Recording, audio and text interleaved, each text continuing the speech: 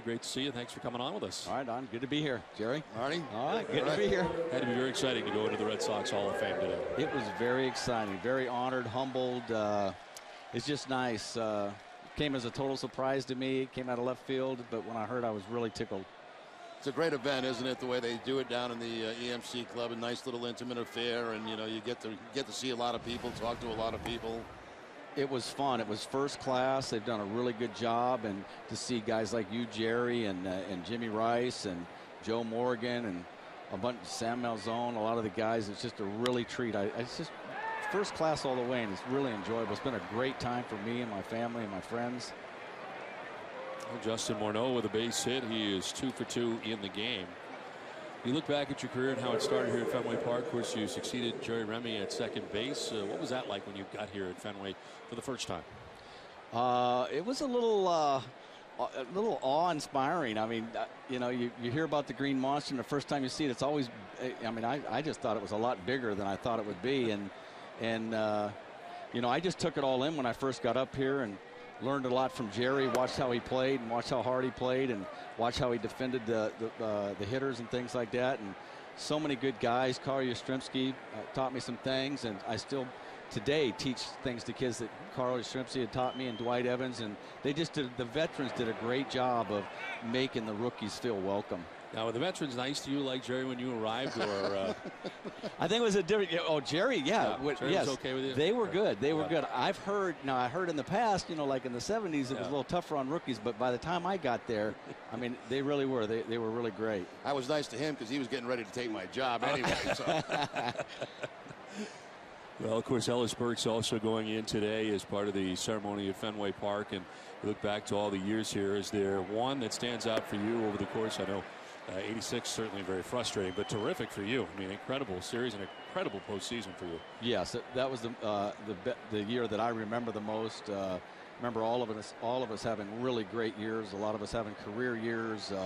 Jim Rice having another MVP season, and Roger Clemens having his MVP season, and the way we got through the championship series with the Angels, and great series against the Mets. Thought we had it, and very, very bad, unfortunate ending. That's why when 2004 came around and the way the Red Sox won it, it just felt like a ton of weight. I think not only my backs, probably Jerry's backs, and so many former players' backs. It was just a great thing. And then to repeat it in 07 was really nice. And you were at your very best in that series, in both of those series. And I mean, that's some kind of zone to be in as a baseball player. You just feel like everything's going to go right. Yes, you do, Jerry. I mean, you've been in that zone before, and there's really no explaining it.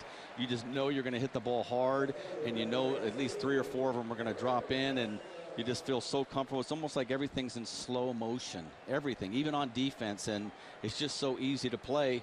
And why it disappears at times during the season and comes back, I don't know. If you could figure that out, I probably would be in the Hall of Fame if I ever figured that out. Who helped you out the most when you were coming up and getting here? I would say Dwight Evans. Dwight Evans, he taught me a lot. I lockered next to Dwight, so he was always talking to me about the game and things like that. And but I'm telling you, honestly, a lot of players did that. But if I had to pick out one person, Dwight Evans. Bill Buckner. We always went out to eat, but myself and Bill and Dwight went out to eat on the road a lot. So, but really everyone pitched in pretty good. Well, once you remember the Red Sox, certainly Red Sox Nation never forgets, as this one is down to first base. Gonzalez to touch first, throw to second. Will not be in time. They do get the runner at first base, but never be forgotten as a member of the Red Sox. And you look back, of course, to your career, you're also part of the Pawtucket Red Sox, and the longest game in the history of baseball still stands. Still stands. I don't know if that'll ever be broken, because I don't think they would allow anyone to keep playing that long. And the only reason that lasted so long, we were playing until 4 in the morning. Everyone was dead tired. It was cold, blowing in, and the game should have been called at 1 o'clock in the morning. And if that had been the case, then it probably would have resumed the following day or whenever it was and got over a little quicker. But I'll be surprised if that one ever gets broken. And some future major leaguers part of that. Get Cal Ripken, Bruce Hurst, a pretty impressive group of guys. Yeah, Richie Gedman, Wade Boggs, Mike Boddicker. Yes, a lot of guys were in that game. What do you think about your old stomping grounds now? I mean, there was a time when we thought this might be knocked down and a new stadium to be built. I mean, it looks beautiful. It's a fabulous venue. I love it. What they did with the Green Monster on top, the seats on top, and The field is immaculate, and it's just a real treasure. And I'm glad, and I think the New England fans are just so lucky to have this, just have the ownership that continues to add on and just make this place so special, and to have all those sellouts for on and on and on. It's just, I think that everyone really appreciates it. That's the amazing thing is there are guys in these clubs now that don't realize what it's to play here without a full house. I mean, it's been a full house here for so long. We remember days when, big games you could get tickets to games here at Fenway Park. Not anymore. No, you're exactly right, and it's always much more fun to play in front of a big crowd. It just energizes you as a player and puts a little more pressure on the opposing team. This is the short. Mike Aviles will fire to first for the out that ends the inning. Congratulations on your induction to the Red Thanks, Sox Don. Hall of I really Fame. appreciate it. Thanks for having me up.